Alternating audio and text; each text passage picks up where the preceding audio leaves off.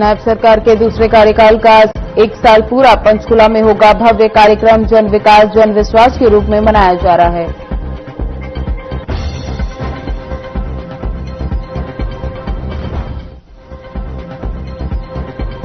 CM Saini की अध्यक्षता में महत्वपूर्ण बैठक। जिला अस्पतालों के नवीनीकरण और स्वच्छता पर विशेष ध्यान। सीएम ने कहा, स्वच्छता सेवाओं को मजबूती प्रदान करना है सरकार का उद्देश्य। रेवाड़ी के बावल स्थित कॉलेज में सीसीटीवी में कैद हुआ तेंदुआ। सूचना के बाद मचा हड़कंप। पूरे क्षेत्र को सील कर सुरक्षा के कड़े इंतजाम किए।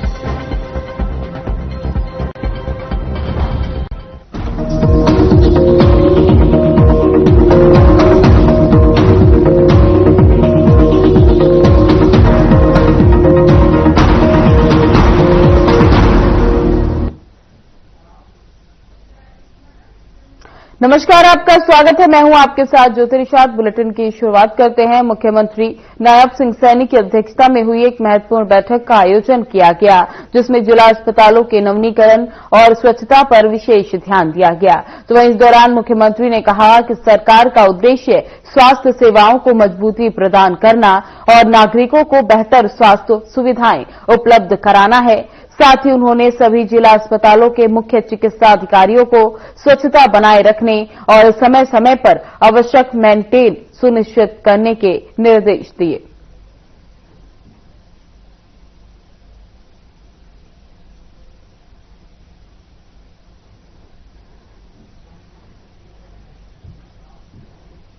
सीएम सैनी ने ट्वीट कर कहा कि आप सभी प्रदेशवासियों को विश्व खाद्य दिवस की हार्दिक शुभकामनाएं। हमारी संस्कृति में अन्न को देवता के समान माना गया है।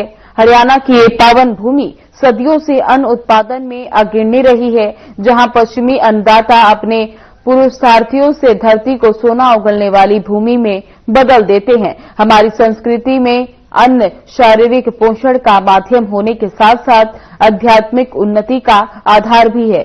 आइए हम सब मिलकर ये संकल्प लें कि सदैव अन्न का आदर करेंगे, उसका अपव्याप नहीं करेंगे और समाज के प्रत्येक व्यक्ति तक पौष्टिक आहार पहुंचाने के लिए एकजुट होकर प्रयासरत रहेंगे।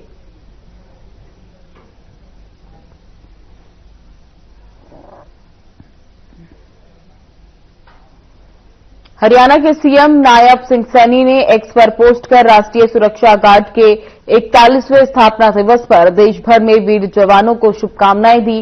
उन्होंने लिखा कि सर्वत्र सर्वोत्तम सुरक्षा के ध्येय वाक्य को आत्मसात कर चुनौतीपूर्ण अभियानों में अपनी रणनीतिक कुशलता और बलिदान से सीमाओं की रक्षा तथा नागरिकों की सुरक्षा को सुदृढ़ करने वाले राष्ट्रीय सुरक्षा गार्ड के 41वें स्थापना दिवस पर भारत के वीर योद्धाओं को हार्दिक शुभकामनाएं। सीएम ने आगे लिखा कि वीर योद्धाओं के आतंकवाद निरोधक अभियान में अपने पराक्रम से राष्ट्रीय सुरक्षा के नए कीर्तिमान स्थापित किए हैं। ये अति विशिष्ट सुरक्षा बल का गर्व बढ़ाता रहा है और आगे भी बढ़ाते रहें, ऐसी कामना करता हूं।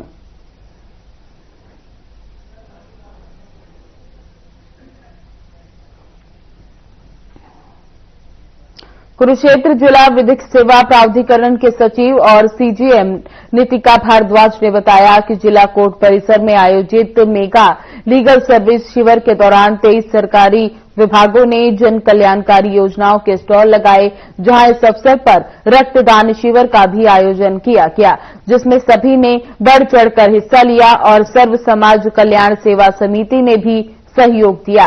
तो वहीं इस शिविर में करीब 50 यूनिट रक्त इकट्ठा किया गया। बता दें, इस दौरान कार्यक्रम में कुरुक्षेत्र के उपायुक्त विश्राम कुमार मीणा, पुलिस अधीक्षक नीतीश अग्रवाल और जिला और सत्र न्यायाधीश दिनेश कुमार मित्तल ने भी मौजूद रहे।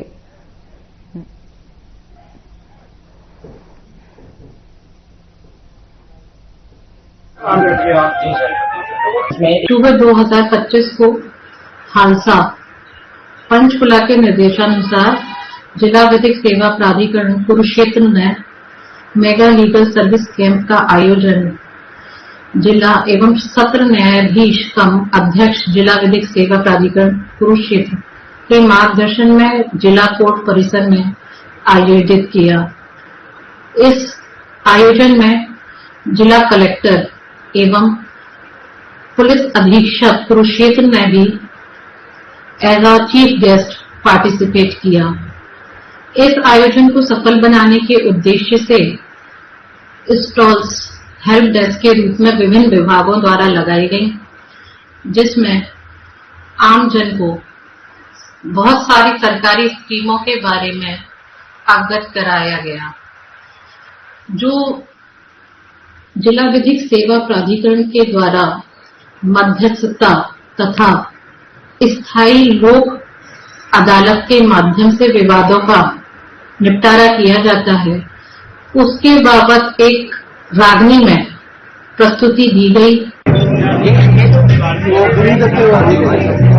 फिशरीज विभाग फरीदाबाद में 27 सितंबर को पाली और सूरजकुंड रोड पर हुई मुठभेड़ के बाद क्राइम ब्रांच ने 4 बदमाशों को गिरफ्तार किया था। गिरफ्तारी के बाद इन आरोपियों का डर लोगों के बीच देखने के लिए 1 अक्टूबर को डबुआ कॉलोनी से गाजीपुर रोड तक उनका सिर मुंडवाकर परेड भी निकाली गई थी।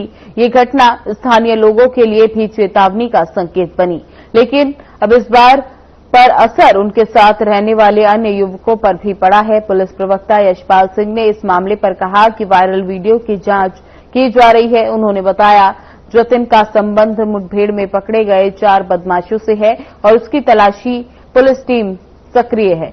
वीडियो में पुलिस को उसकी मौजूदगी का पता चला है और उसे ढूंढने का काम जारी है।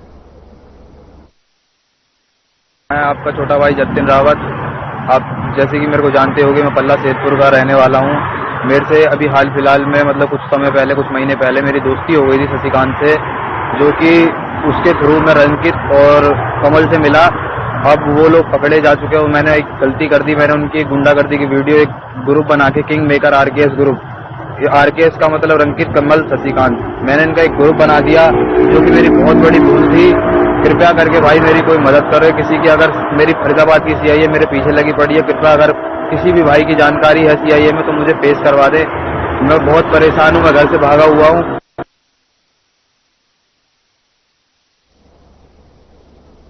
रेवाड़ी जिले की विधानसभा बावल के एक कॉलेज परिसर में तेंदुए की मौजूदगी की सूचना से हड़कंप मच गया।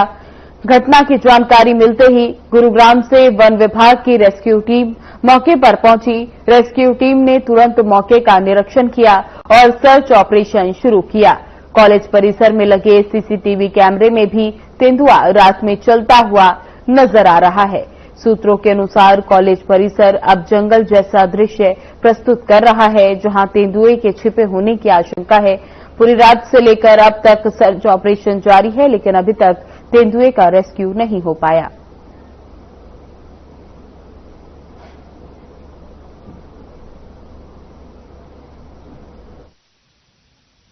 गुड़गांव से रेस्क्यू टीम आ रही है और पूरी पुष्टि करी जा रही है। रात को भी देखा गया है, लेकिन दिख नहीं रहा है। जंगल बहुत भारी हो रहा है, स्कूल की तरह लग नहीं रहा है। ये तेंदुआ लग रहा है, तेंदुआ लग रहा है। कैमरे के अंदर तो सीसीटीवी में जो देखा गया है उसमें तेंदुआ ही नजर आ रहा है। पिहोवा में ब्रह्माजून रोड पर बन रही सड़क को लेकर आज स्थानीय लोगों ने विरोध प्रदर्शन किया। उनका आरोप है कि सड़क की चौड़ाई घटाई जा रही है और निर्माण सही तरीके से नहीं किया जा रहा। रामलीला भवन तक सड़क 40 फुट चौड़ी बनाई जा रही है, लेकिन आगे केवल 18 फुट की सड़क बनाई जा रही है, जो आसमान और परेशानी का कारण बन सकती है। स्थानीय निवासियों ने बताया, पहले सड़क तारकोल की बनी थी, जो मजबूत और सुविधाजनक थी, लेकिन अब उसकी जगह ब्लॉक की सड़कें बनाई जा रही हैं, जो जल्द ही खराब हो सकती हैं। नागरिकों ने मुख्यमंत्री विंडो पर शिकायत दर्ज कराई और एसडीएम को ज्ञापन सौंपने की तैयारी की। समाजसेवी प्रवेश कौशिक, रुद्र शर्मा, कृष्ण अवतार सहित कई लोग प्रदर्शन में शामिल रहे। उन्होंने चेतावनी दी कि मांगों पर ध्यान नहीं दिया गया तो आंदोलन और तेज होगा।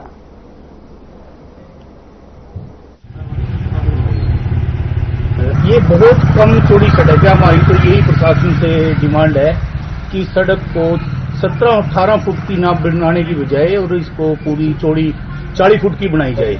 और पहले भी ये 40 की थी, और पहले ये क्या था, जो सड़क थी तारकोल की बनाई हुई थी। अब इसको सड़क को सीसी की बनाने की बजाय ये ब्लॉक से बना रहे हैं और इस पे हैवी व्हीकल बहुत चलते हैं, दूर दराज से यात्री आते हैं, यहाँ ठहरते हैं। तीर्थ बहुत सुंदर है, ये ब्रह्म योनि तीर्थ, महंत बबला दास जी का डेरा, यहाँ पे यात्री ठहरते हैं। ब्रह्मा जी का मंदिर है, आगे सूरज कुंड है, ये कम्युनिटी सेंटर बना हुआ है, रामलीला ग्राउंड है। तो बहुत चौड़ी सड़क है, मगर इसको हमारी तो प्रशासन से यही डिमांड है कि इसको है ना ये 40 फुट की ही बनाई जाए और ये ब्लॉक की बजाय इसको सीसी की बनाया जाए। और इससे हम ये सभी वार्डवासी खड़े हैं, हम इस अभी एसडीएम साहब से भी मिलेंगे और इसके बारे में उनको भी अपना ज्ञापन सौंपेंगे। पहले मान लो जैसे ये सड़क चौड़ी थी, बहुत चौड़ी थी, और यहाँ कैलाश धाम, ब्रह्मयोनि क्षेत्र, कम्युनिटी हॉल और बाहर से जो भी यात्री आते हैं सभी यहाँ आते हैं। तो अब ये पता नहीं 16 की बना रहे हैं या 15 की बना रहे हैं, और जो बाकी का हिस्सा है वो वेस्ट है, तो उसका क्या फायदा है बाकी के हिस्से का। तो प्रशासन से यही हमारी गुजारिश है कि इसको पहले की बात ही चौड़ा किया जाए। और हम तो ये चाहते थे बल्कि चौड़ा हो करके बराबर में इसके फूल पौधे लगे। उल्टा ये काम उल्टा ही हो रहा है कि यहाँ जितनी सड़क थी उतनी भी नहीं रह रही है, यहाँ तो क्रॉसिंग भी नहीं हो रही किसी गाड़ी की। तो इसके बारे में आपने पार्षद जी आगे मौके जो पार्षद उनसे बात की है? पार्षद जी से तो मैंने तो नहीं की, पर मतलब हमारे वार्ड वासियों ने तो की होगी जरूर। तो हमारी तो बस यही गुजारिश है कि इसको चौड़ा करा जाए। प्रशासन से लगाइए और जो एसडीएम साहब को भी ज्ञापन दिया देंगे और सीएम विंडो में भी लगाएंगे। तो ये तो हमारी बहुत ही ज्यादा डिमांड है जी।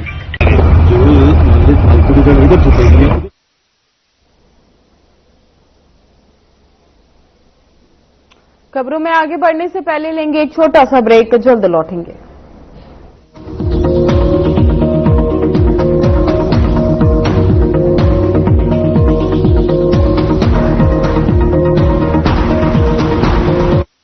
चुलबुलापन जिसकी हर बात में भूल जाए, मेरी जैसी मेरी अपनी पताका चाय, गजब का स्वाद। प्रधानमंत्री फसल बीमा योजना प्राकृतिक आपदा की स्थिति में बीमा द्वारा किसानों को आर्थिक सुरक्षा देने की ओर एक कदम। बढ़ता है विश्वास जब मिलती है सहूलियत। मेरी पॉलिसी मेरे हाथ। हमने फसल बीमा योजना को अधिक प्रभावी बनाया, उसके दायरे में ज्यादा किसानों को लाए। मेरा नाम सुनील है, हरियाणा डिस्ट्रिक्ट से बिलोंग करता हूँ। मेरे पास 12 एकड़ जमीन है। अब की बार मैं टोटल नुकसान मानता हूँ मौसम परिवर्तन का, यानी कीटों के कारण लगभग 50% नुकसान हुआ है। ये फसल बीमा स्कीम बहुत ही बढ़िया स्कीम है। पिछली बार किसानों की 100% कोटम खत्म हो गई थी, तो कंपनियों ने बीमा दिया है, किसानों को कुछ न कुछ भरपाई हो गई जी। मैं तो चाहता हूँ हर किसान को बीमा करवाना चाहिए। मेरी पॉलिसी मेरे हाथ अभियान के तहत बीमा कंपनियां पहुंचा रही हैं आपकी फसल बीमा पॉलिसी आपके द्वार। अपनी फसल बीमा पॉलिसी की जानकारी लेने के लिए गांव में आयोजित शिविर या फसल बीमा पाठशाला में जरूर आए। फसल बीमा से संबंधित जानकारी के लिए हेल्पलाइन नंबर 144447 पर कॉल करें। फसल बीमा कराओ, सुरक्षा कवच पाओ।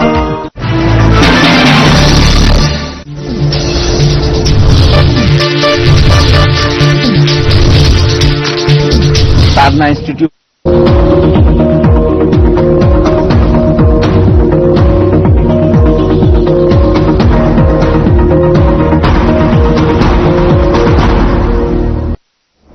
ब्रेक के बाद आप सभी का एक बार फिर से स्वागत है। खबरों में आगे बढ़ेंगे। फरीदाबाद स्थित राष्ट्रीय विद्युत प्रशिक्षण संस्थान में 4 सप्ताह के इंडक्शन और ओरिएंटेशन कार्यक्रम के तहत हरियाणा राज्य आपदा मोचन बल की टीम ने एनएचपीसी के ट्रेनी इंजीनियरों को आपदा प्रबंधन और प्राथमिक बचाव से संबंधित महत्वपूर्ण जानकारी दी।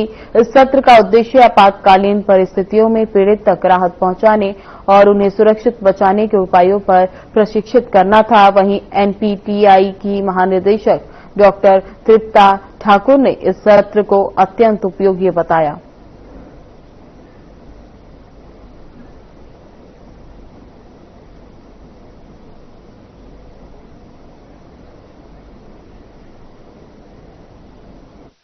में आज एक डिजास्टर से संबंधित एक क्लास के लिए अपनी टीम के साथ आया था। इस क्लास में मैं अपनी टीम में बाढ़ के दौरान क्या करना चाहिए, भूकंप के दौरान क्या करना चाहिए, सुनामी के दौरान क्या करना चाहिए और मेडिकल से संबंधित कोई बहते हुए खून को किस प्रकार स्टेबलाइज करेंगे, कि कोई घायल व्यक्ति को स्ट्रेचर पर किस प्रकार से उठाएंगे, वो तरीके इन बच्चों को सिखलाया गए। और सीबीआई से संबंधित केमिकल, बायोलॉजिकल, न्यूक्लियर और रेडियोलॉजिकल के बारे में इनको विस्तार से बताया गया।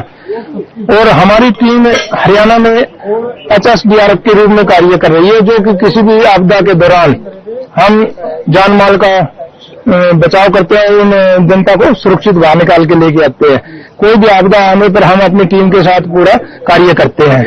और यहाँ एनपीटीआई में आज हम आने पर एनपीटीआई टीम का और इन सभी जो हमारे क्लास में अटेंडेंट जो बच्चे थे उन सभी का हम हार्दिक स्वागत करते हैं और उम्मीद करता हूँ आज इन बच्चों ने या जो हमारी क्लास में अटेंडेंट थे उन्होंने बहुत ही अच्छी जानकारी हमारे से जो मिलती है वो इनको आज प्रोवाइड कराई गई। हमारा मोस्टली जो लोकेशंस है वो दुर्गम स्थान पर है, मेडिकल फैसिलिटीज वहाँ तुरंत से पहुंचाना पॉसिबल नहीं है।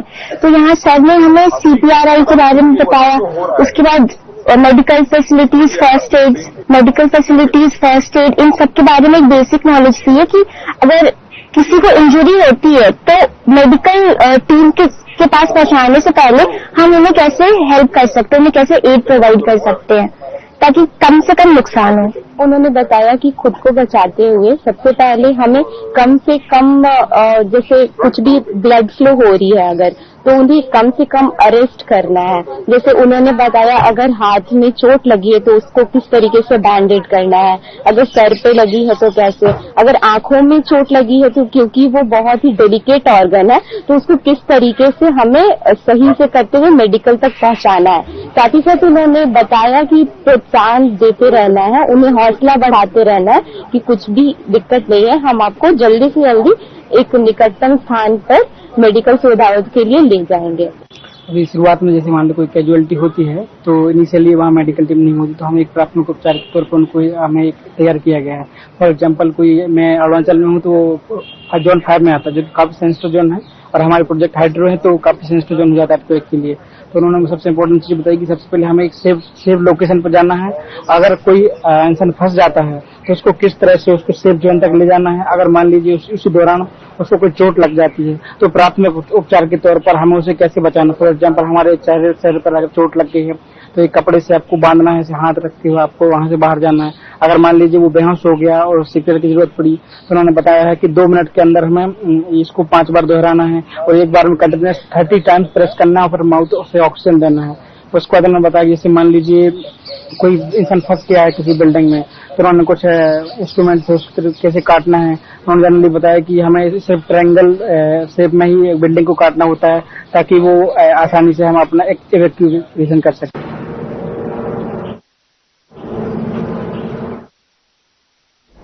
जुलाना कस्बे के वार्ड 4 निवासी एसआई संदीप का राजकीय सम्मान के साथ अंतिम संस्कार किया गया। प्रदेश के सभी पार्टियों के लोगों ने अंतिम संस्कार के समय उन्हें श्रद्धांजलि दी। वहीं मुख्यमंत्री नायब सिंह सैनी, केंद्रीय मंत्री मनोहर लाल और विभिन्न दलों के नेताओं ने उनके परिवार से मुलाकात की और न्याय का आश्वासन दिया। संदीप ने सोमवार को सोशल मीडिया पर एक वीडियो पोस्ट कर सुसाइड नोट लिखा था जिसके बाद उन्होंने आत्महत्या कर ली थी। संदीप के परिजन न्याय की मांग कर रहे थे जिसके बाद पुलिस ने आईपीएस अधिकारी पूरन कुमार की पत्नी समेत 3 लोगों के खिलाफ एफआईआर दर्ज की। पोस्टमार्टम के बाद संदीप का शव जुलाना लाया गया जहां उनके बेटे रिहान ने मुखाग्नि दी। बहुत दुखद दुर्घटना घटी है और ऐसी दुर्घटना ना घटे और इस प्रकार का संकट किसी भी परिवार में ना आए। और आज जो छोटे छोटे बच्चे हैं, जो 5 बहनें हैं और 5 बहनों का इकलौता भाई था और 2 बेटियां उनकी खुद की। एक बहुत बड़ी जिम्मेवारी आज इस परिवार पे भी और समाज पे भी, पूरी जिम्मेवारी के साथ समाज ने भी और जिस प्रकार से सरकार ने भी और प्रशासन के लोगों ने भी आज पूरी तरह से संजय लाठर के इस परिवार के साथ, आज पूरा संदीप लाठर के परिवार के साथ खड़ा है। और बहुत सारे पर्सन मीडिया में भी, सोशल मीडिया में बहुत सारे पर्सन समाज से भी आते हैं, मीडिया के लोग भी उठाते हैं। आज वो समय नहीं है। आज अभी दाह संस्कार पर हम आए हैं तो उसके बाद बहुत सारी बातें हैं, वो जो विषय चला हुआ है उस पर आगे ही कार्रवाई है कि ये बड़ी दुख की घटना है जहाँ परिवार के लिए, समाज के लिए, प्रांत के लिए अपने में बड़ी दुखदायी घटना है।